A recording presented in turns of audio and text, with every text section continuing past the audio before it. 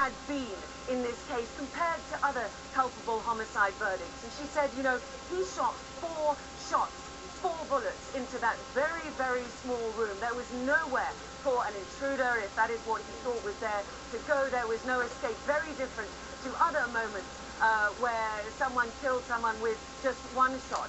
She said that he was knowledgeable of firearms. He should know how to handle that kind of thing.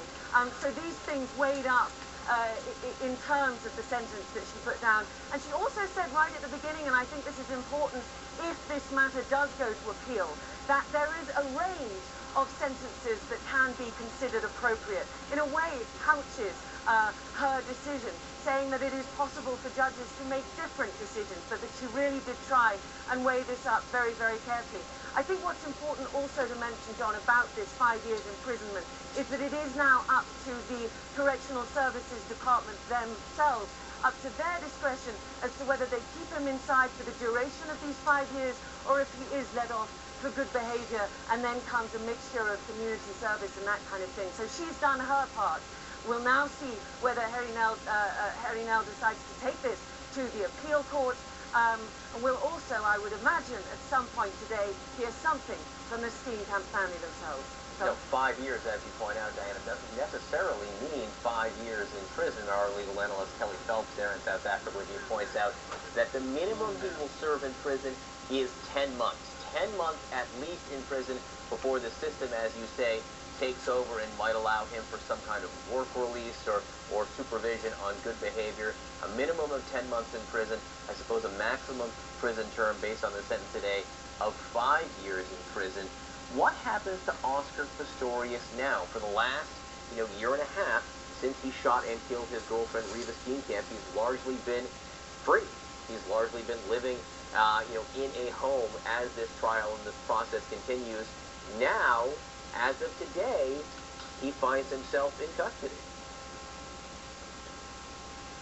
Things are going to change very dramatically for him. As you said, whilst he was on bail, he was living at his uncle's house here in Pretoria, and that is, of course, what he was hoping and family were hoping would continue. Now he will be going to Pretoria Central Prison. This has been one of the central tenets of the sentencing, whether he will there have the appropriate facilities for someone with disabilities such as him.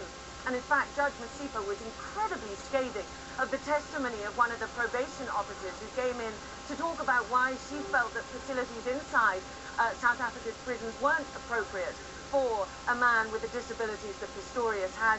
The judge said that her testimony had been very weak, that it was based on sourcing which was out of date, taken from the internet, that essentially she didn't know what she was talking about, and that the judge felt that she was confident that disabled people were taken into South Africa's prisons and that they would be catered for well. It was really at that point in her sentencing this morning that you got the impression that she was definitely going to go for a jail term.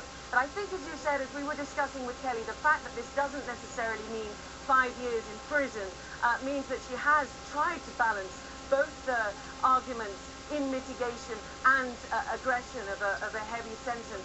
The question is, will people within South Africa be satisfied with that kind of a sentence? And I think she made some very powerful points on that issue too, saying that there is a very big distinction between what society wants and what is in the public interest, and that it is in that the court has to serve the interests of justice and not those of society. Very, very important points that really are representative for justice in any country, John. You know, Diana, she also talked about degrees of responsibility and degrees of negligence, which I thought was really interesting. You pointed out how she said he aspired to be a gun collector, and he was someone who used and knew firearms. He had a high degree of responsibility to know that he should not shoot 4 shots through that door, and he was incredibly negligent in his behavior. That's why she gave him a prison term.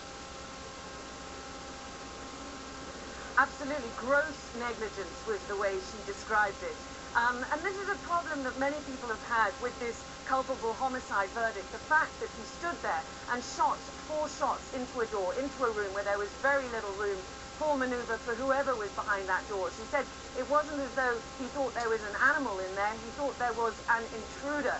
And shooting just at sort of hit level rather than higher up, which he had mentioned in his testimony, didn't satisfy her opinion that this was a minimal degree of negligence. And I think that was very, very important.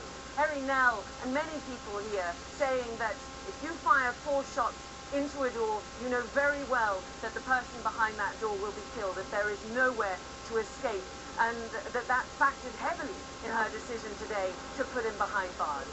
All right, Diana Magnet for us.